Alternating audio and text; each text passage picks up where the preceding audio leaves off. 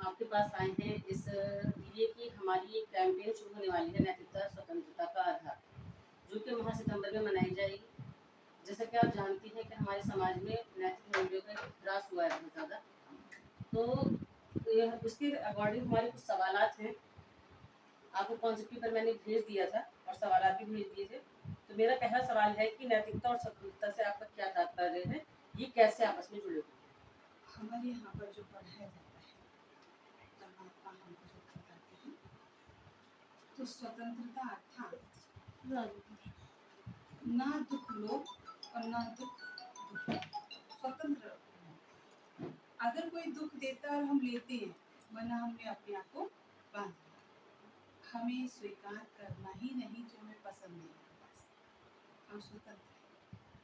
और जब ये स्वतंत्रता है तो नैतिकता अर्थात प्रेम शांति हमारे जीवन से कभी दूर नहीं। हमारा नेक्स्ट सवाल है दीदी कि नैतिक सिद्धांत व्यक्तिगत विकल्पों का मार्गदर्शन कैसे करते हैं और क्या ये विकल्प अधिक स्वतंत्रता की ओर ले जाते हैं? जो अभी मैंने आपको जवाब दिया था, ना दुख देना है लेना है, ना दुख देना। जब हम लेंगे ही नहीं किसी से तो हम देंगे नहीं। दुआएं दो और दुआएं। अगर ये हमने सीख लिया अपने जीवन में तो फुल स्वतंत्रता रहेगी और जैसा संग वैसा रंग। हमारा निरंतर उस परमात्मा से ऊपर वाले से कनेक्शन बना रहे। अच्छा, सांस्कृतिक और सामाजिक मानदंड नैतिकता और स्वतंत्रता की हमारी समझ को कैसे करें? सांस्कृतिक हमारा जो भी अपना कल्चर होता है, सांस्कृतिक और सामाजिक, तो हम जो समाज आजकल देखते हैं उस समाज से हट करके हमारा सारा जो है वो केवल आत्मा पर आधारित है। आत्मा की संस्कृति है कि हम परमात्मा प्यार के सागर के संतान हैं, तो मैं भी प्रेम स्वरूप हूँ। शांति के सागर की संतान हूँ, तो मैं भी शांत स्वरूप हूँ, क्योंकि जैसा रचेता वैसे उसकी रचना होती है। तो हमने इस सत्य को स्वीकार किया है कि हम उसी के संतान हैं और यहाँ पर आए हैं फरिश्ते बन करके सबको सही रास्ता दिखाने के लिए। एक सवाल और ले लेते हैं यहाँ पर अभी। सहानुभूति, ईमानदारी और जिम्मेदारी जैसे मूल्य व्यक्तिगत स्वतंत्रता को कैसे बढ़ावा देते हैं?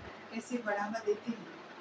ये तो अगर ठीक से धारण करते हैं तो बढ़ावा तो स्वतः मिलेगा ही समाज को, क्योंकि जो कर्म हम करेंगे हमें देख और भी करेंगे। इंडिविजुअल फ्रीडम कैसे बढ़ेगी अगर हम सबसे बड़ी बात है कि हमारी अंदर की स्वतंत्रता इस प्रकार से बढ़ेगी कि हम गुणग्राही दृष्टि है। नैतिकता में क्या है कि हमें देखना ही सबके गुणों को है। जब गुणों को देखेंगे तो हमारे पास क्या आएगा? गुण आएंगे और हमारा मन सबसे खुश और संतुष्ट रहेगा, स्वतंत्र। क्योंकि बंधन है, हम जब किसी की कमी कमजोरी को देखते तो बनते हैं। और सबसे बड़ी बात है कि हम दैहिक दृष्टि नहीं, आत्मिक दृष्टि बनाए तो हम स्वतंत्र रहेंगे। धार्मिक नैतिकता संहिताओं का व्यक्तिगत स्वतंत्रता के धर्मनिरपेक्ष विचारों के साथ समन्वय स्थापित किया जा सकता है। नहीं, हम धर्म नहीं, आध्यात्मिकता को मानते हैं। स्वतंत्रता पर आधुनिक फोकस हमारी सामूहिक नैतिक जिम्मेदारी को कैसे प्रभावित करता है? जो भी है कि कोई भी हमको देखे तो उसके विचार और संकल्प हमें देख कर के गलत ना हो। हमारा पहले बोलने का तरीका ऐसा होना चाहिए। हम भोजन जो खा रहे हैं, जो हम पी रहे हैं, वो ऐसे ले कि दूसरों को दुख न मिले। वहाँ तक हमारी स्वतंत्रता, जहाँ पे दूसरों की स्वतंत्रता शुरू होती है वहाँ हमारी स्वतंत्रता समाप्त हो जाती है। तो हम ऐसे समाज को कैसे बढ़ावा दे सकते हैं जो नैतिक अखंडता को और व्यक्तिगत स्वतंत्रता दोनों को महत्व देता है? बढ़ावा देने के लिए तो मात्र स्वयं पर ही पहले लागू करेंगे, तभी हम दूसरों को कुछ कह सकते हैं। स्व परिवर्तन से ही दूसरों को सिखा सकते हैं और कोई रास्ता नहीं। यह एक मजबूत नैतिक ढांचे वाला समाज व्यक्तिगत स्वतंत्रता की रक्षा करने की अधिक संभावना रखता है। क्यों या क्यों? नैतिकता एक स्थूल वस्तु नहीं है, ये आध्यात्मिक है, तो इसलिए अपने आप में मजबूत है। अगर इसको कोई धारण करता है तो निरंतर इसको आगे बढ़ना ही है, पीछे हटने का कोई साधन नहीं। नैतिक स्वतंत्रता प्राप्त करने में व्यक्तिगत जिम्मेदारी की क्या है? सबसे पहली जिम्मेदारी तो अपनी है, क्योंकि अगर एक नहीं बदला तो दूसरा कैसे बदलेगा। स्टार्टिंग तो एक से ही होगी, तो इसलिए अहम भूमिका अपनी ही है, एक से शुरुआत होती है। आप नैतिक जिम्मेदारी और जवाबदेही की आवश्यकता के साथ व्यक्तिगत स्वतंत्रता को कैसे संतुलित करती हैं? उसके लिए जो मुझे अच्छा नहीं लगता मैं दूसरे के साथ कैसा व्यवहार करूं। जो मुझे अच्छा लगता है, मुझे शांति से प्यार से, जैसे चाहती हूँ कि सब मुझे इज्जत दे तो मैं भी इज्जत देती हूँ सबको। आप इस विचार पर क्या प्रतिक्रिया देते हैं कि नैतिक बाधाएं स्वतंत्रता को सीमित करती नैतिक बाधाएं स्वतंत्रता को सीमित करती हैं, क्योंकि हम समाज में रहते हैं ना।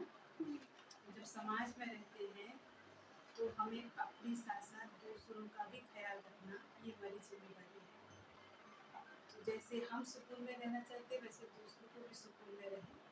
तो इसलिए जहाँ उनकी स्वतंत्रता शुरू होती है सामने वाले की, वहाँ हमारी स्वतंत्रता समाप्त हो जाती है। इसलिए हम अपने मन को तो स्वतंत्र रख सकते हैं कि किसी के भी अवगुणों की छाया हमारे ऊपर न पड़े। बाकी का सामाजिक एक सृष्टि पर ये देही से जुड़ा हुआ है, तो इसलिए जहाँ पर जो नियम बने उनका पालन करना हमारे लिए अनिवार्य है। जैसे समाज में कोई भ्रष्टाचार पापाचार न फैले, तो ये ध्यान रखना हमें बहुत जरूरी है।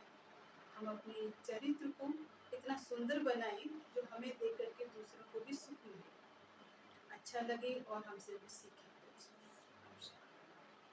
ये सवाल है कि क्या स्वतंत्रता के प्रति नैतिकता आधारित दृष्टिकोण अत्यधिक प्रतिबंधात्मक यानी कि बहुत ज्यादा प्रतिबंध लगाता है या निर्णयात्मक हो सकता है? अपना निर्णयात्मक भी हो सकता है, क्योंकि जो भी नियम बनाए हैं नैतिक, वो परमात्मा के द्वारा लागू किए हुए समाज में नहीं है। इस समय इंसान अपनी मर्जी से अपने हिसाब से भी लगा देता है। तो इसलिए हमें ऊपर वाला जो कह रहा है उसका ध्यान रखते हुए उस नियम को अपने जीवन में लागू करना है, क्योंकि आध्यात्मिकता सर्वोपरि है। बाकी भौतिक समाज में मनमत है, परमत है, लेकिन श्रीमत नहीं है। इसलिए हम श्रीमत को, उस परमात्मा की, खुदा की मत को ही श्रेष्ठ मानते हैं और किसी की मत को नहीं। तो जो ऊपर वाला कहता है वही मानना है बस, और किसी की मत को हमें अपने जीवन में नहीं। हमारी कैंपेन है नैतिकता स्वतंत्रता का आधार, ये कॉन्सेप्ट आपको कैसा लगा? आप इसके बारे में क्या कहना चाहेंगे? ये बहुत अच्छा है, आप बहुत मेहनत कर रहे हैं और हम भी चाहेंगे कि हम भी आपके साथ मिलकर के ये कार्य कर रहे हैं, और मिलकर करेंगे तो बहुत अच्छा है।